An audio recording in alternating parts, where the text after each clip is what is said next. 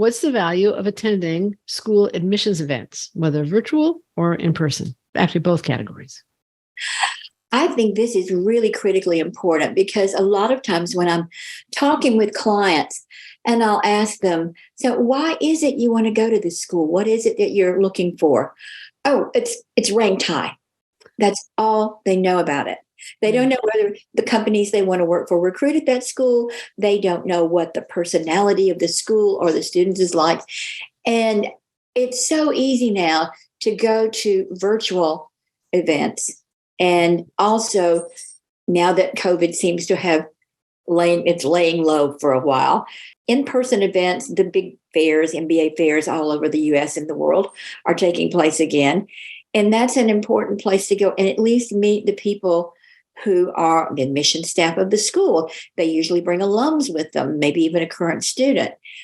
And you can get a lot of information that you'll never find on the website from those people. So that's the first thing. And as a good example, I was talking to someone a few years ago when I was at Dartmouth.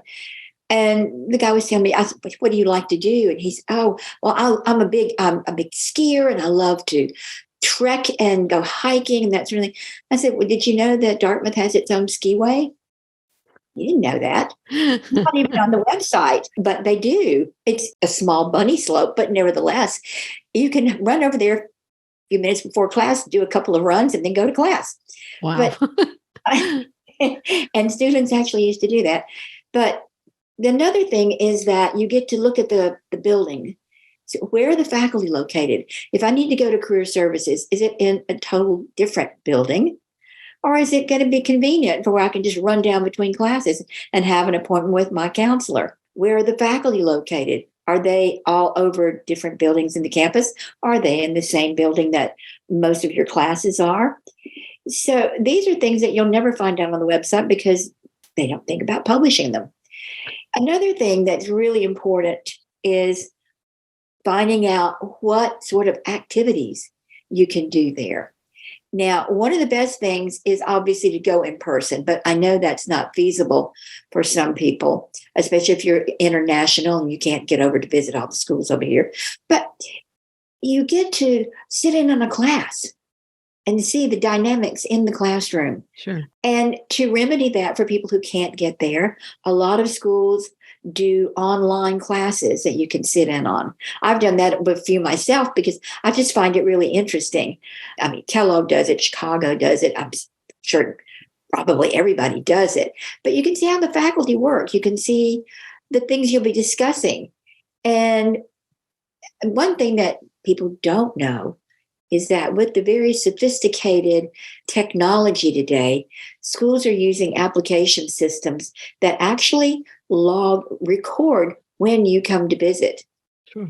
Anytime you click on their website to go see something, they know it.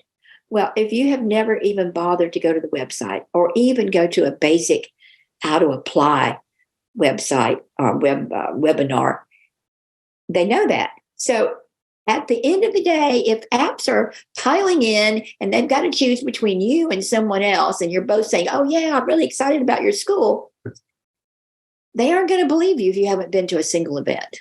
That's for sure true.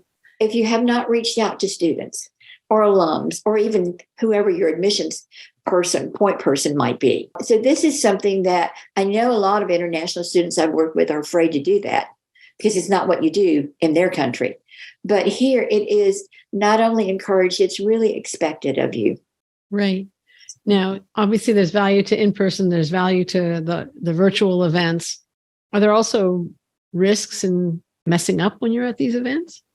Yes, there are. If you are unkind or rude to either students or staff members, we had one of our receptionists would report back to us, well, this person was just really bad-mouthing Nashville or bad-mouthing the class he sat in on, or just saying things about, oh, well, this is not the kind of school I want to be at.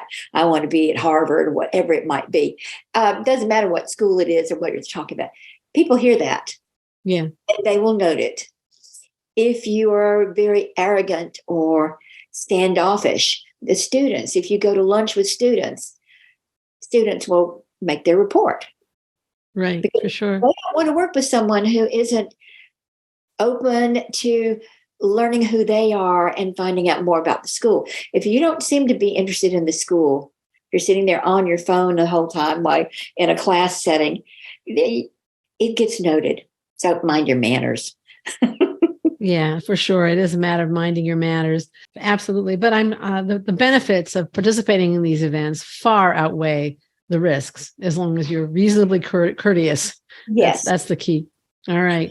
absolutely. I think it's really one of the things that is most misused or not used at all by people. Because when you're talking to them during the interview and they say, "So what do you like about our school?"